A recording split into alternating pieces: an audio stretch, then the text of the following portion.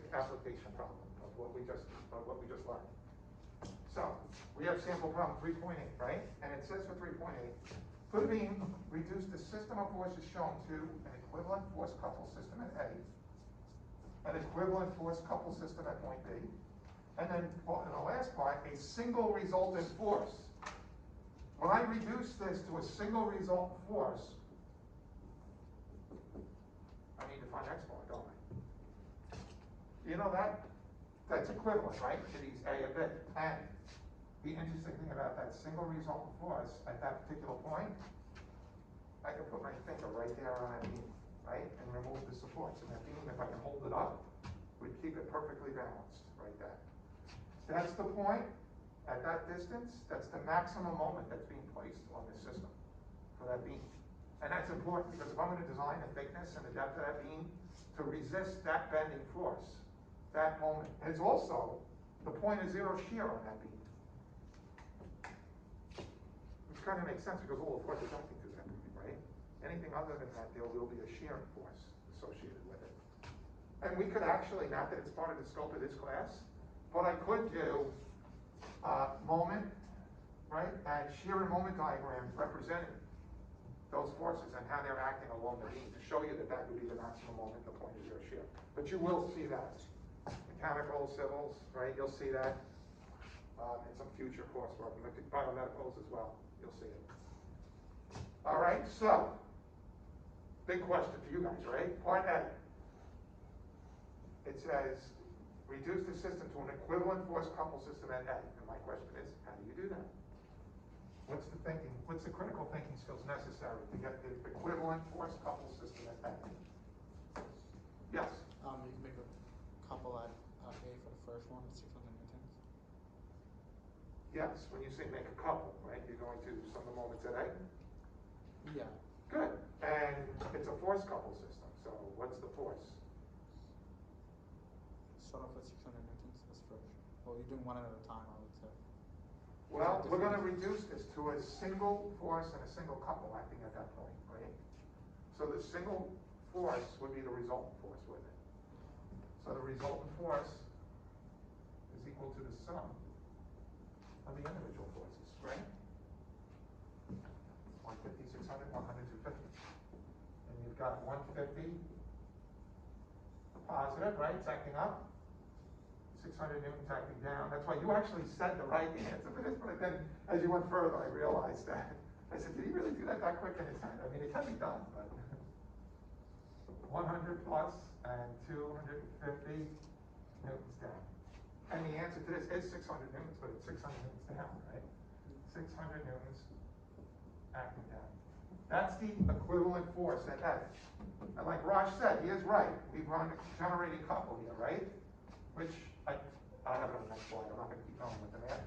But it's force times distance from A, force times distance, force times distance, force times distance, right? That's what I was getting at. Yeah, that I know. Yeah, I figured that. When you first said that 600 though, you threw me off for a minute because I thought you were talking about the resultant force. You were talking about that couple. I realized. Yeah. All right. So that's great. So we'll get a resultant force couple system, right?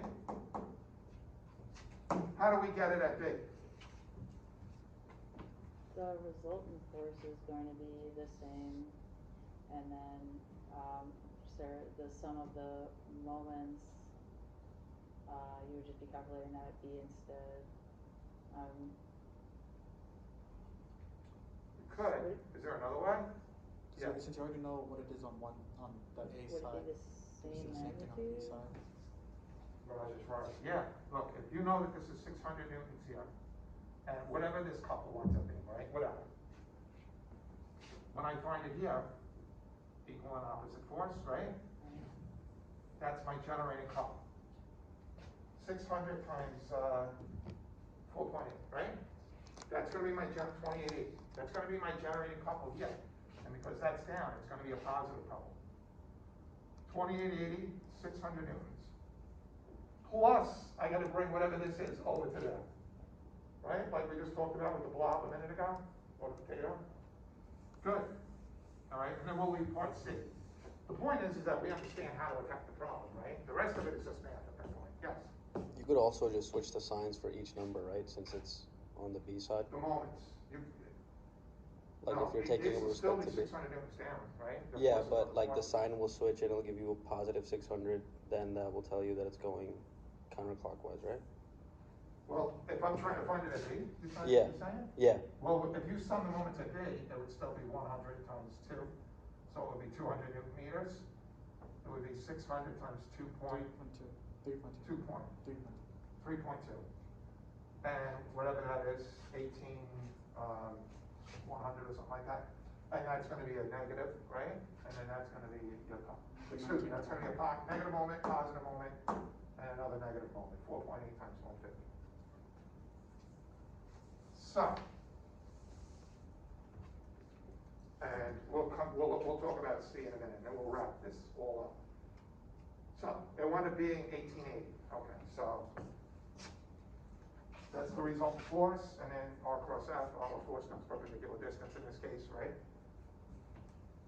R cross F, right? I cross J is a K, R cross F again, right? This time the direction. That one's negative, 600 times 0.6, 2.8, and 100, and the last one is 4.8 times 250, and that's another negative moment, right? And it's gonna generate 1880 newton meters negative in the K. Right, right-hand rule is gonna do that. So that's the equivalent force couple system at A. And we already figured the other one was 2880, right? And we said it was positive over here. I already had said this was 600 newtons. And we had a positive 2880 newton meters, which was consistent of 600 times 4.8, right? Minus 1880.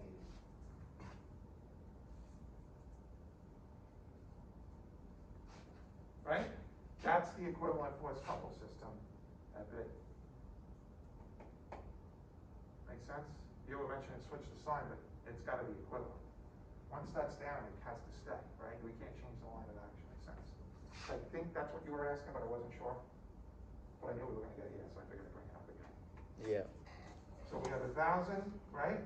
Positive newtons, right? Counterclockwise, 600 at B. And that's what that is, right? So this force system is equivalent to that, right? At B. And then, right, there's an F for it. And then the last question asked us, what's the single force, right? And how do we go about solving that now? I didn't ask that question before. How do we find where that single force that would be equivalent to this beam?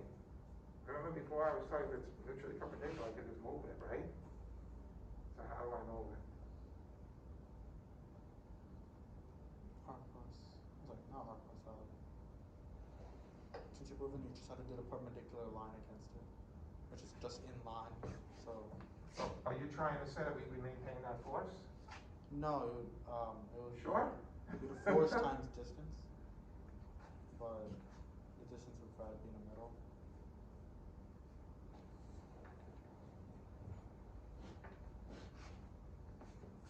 Does that help a little bit? Yeah. Where X bar, right, is gonna be equal to, with respect to A.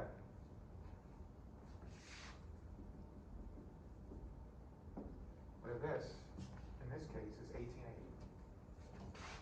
Negative 1880 newton meters is equal to the force, 600 newtons acting down, times its distance. Divide that to this, 3.13, I think. D is equal to 3.13 meters, right? The newtons drop out and the negatives drop out. Positive from point A. Does that make sense to everybody? So I was able to take this from a whole system of forces up here, right? So basically, let's start over. This is equivalent to that, right? That is equivalent to that, which is equivalent to this, which is also equivalent to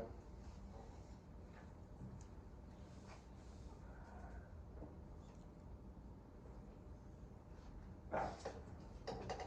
Lot simpler, right? Once we get to this simple part, I can use this information. Where's the supports? Okay, so it was 3.13 meters, right?